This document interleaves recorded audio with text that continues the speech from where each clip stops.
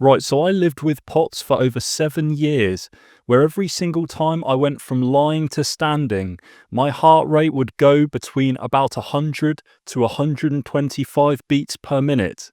And it took me over 7 years to work out the solution to this.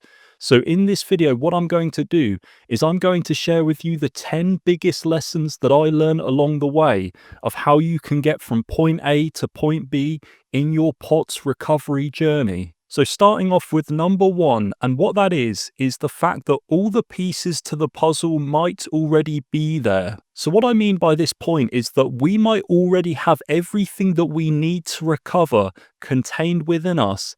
It's just that we need to slightly adopt a different approach to how we maneuver the certain parts to get them to work in a different and more efficient way. Often what I see a lot of people with POTS try to do when they try to recover is to adopt external crutches.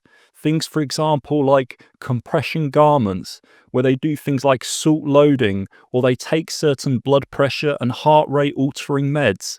And of course, these things can be important and they can allow you to get by day to day a little bit easier, but they're not necessarily addressing the underlying root cause. And that's the thing that we really want to look towards if we are to recover long term. Number two is the fact that an increased heart rate might not necessarily be a problem. It might just be a compensatory mechanism. So if we were to go from lying to standing and our heart rate were to shoot up to well above 100 beats per minute, instantly in our mind, we believe that that is a pathology and that our body is responding inappropriately. But you see, what often happens is that the body deploys an increased heart rate as a secondary mechanism in order to prevent something called circulatory collapse, so that the body can send blood to where it needs to go in the body. And the reason the body often deploys this mechanism is because the primary, more efficient blood pressure regulatory mechanism can actually have deficiencies in its function. Number three is that overdoing physical activity definitely isn't the best recovery strategy to begin with. And the reason for this is quite self-explanatory. It's because your body is already struggling to function at the most basic physiological level.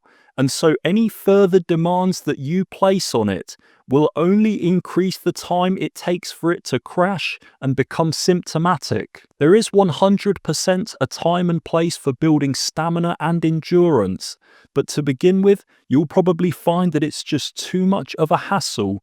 And actually, it's probably more important for your body to conserve that limited energy supply. Point four is that certain receptors located in our neck and inner ear actually work together to help to regulate our heart rate and blood pressure levels relative to body positional changes. And the reason why this is so important to note in a condition like POTS is because any deficiencies in the functional ability of these receptors or their neural pathways in the way that they actually communicate with the brain and the rest of the body, what can often end up happening is that we can have maladaptive responses to certain changes in body positions. And it's ultimately delays in the signaling within these receptors themselves as to why so many POTS sufferers really struggle to efficiently adapt to all of the scenarios and the situations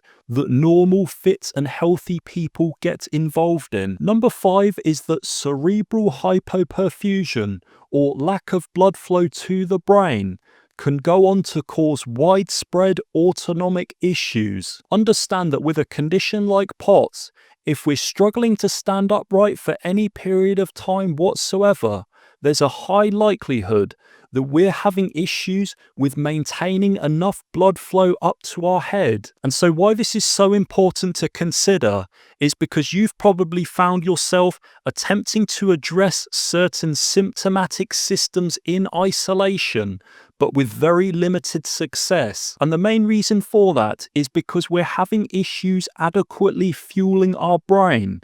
And if the brain isn't being sufficiently fueled on a continual basis, then it's never going to be able to automatically control all of these organs and these systems in a desirable fashion. Number 6 is that a thorough in-person neurological and physical examination is paramount to long-term recovery. And that's because you'll be going in deep to actually identify the root cause of the problem.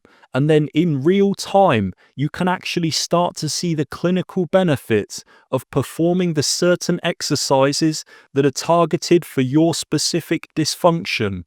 And the type of practitioner who helped me to achieve this was a board-certified chiropractic neurologist. Oftentimes, these practitioners perform very extensive testing in order to pinpoint the precise area of the dysfunction existing within your brain or nervous system, so that they can then give you very tailored neurological exercises to help to rehabilitate your body back into a state of balance. Point number 7 is that the exercises that help the most aren't necessarily the ones you'd expect them to be. You have to understand that if you're somebody who's ended up with a body that's struggling to maintain enough blood flow up to the head on a continual basis, then you're going to be in a very fragile state. And with that taken into account, often activities that normal humans partake in a given day are too complex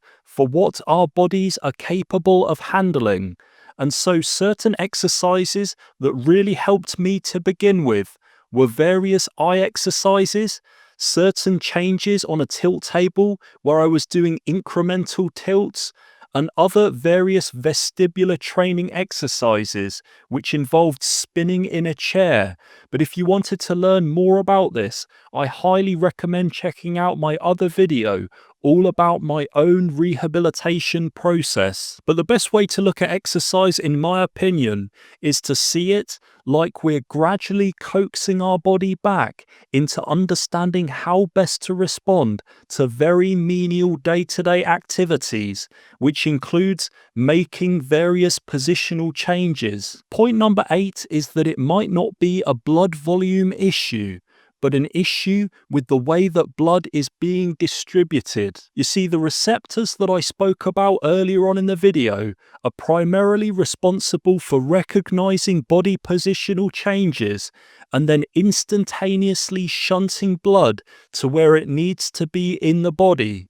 So if there are any deficiencies in any of these receptors or systems, then there's going to be delays in the way that blood is transported to where it needs to be. So rather than inherently thinking that your body is deficient in blood, I think a far better outlook to have is how can I optimize the efficiency of the blood that is already contained within my body. Number 9 is that building capacity is a gradual process that requires your total commitment, both physically and mentally. It's very important to understand that recovery isn't linear.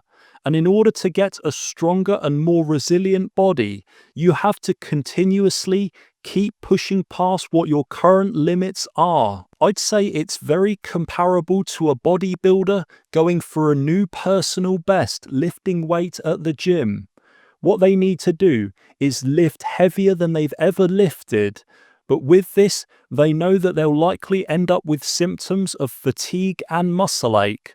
But the thing is, what they'll end up finding out is that second time round, lifting that same weight becomes far easier. And this is how to approach recovery and actually how to build stamina and capacity when it comes to a condition like POTS.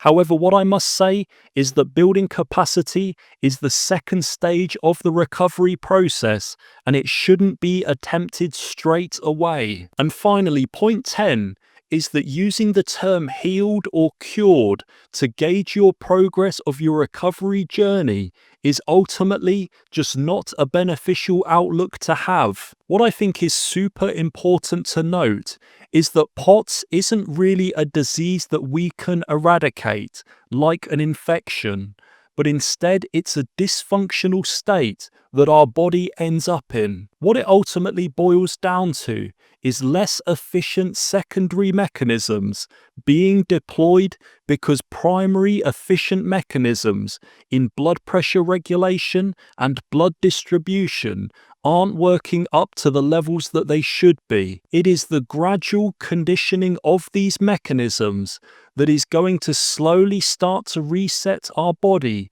to function in a way that more so resembles that of a fit and healthy human. So that's the list of the top 10 lessons that I wish I had known sooner when it came to POTS recovery. And all that leaves me to say is thank you so much for watching.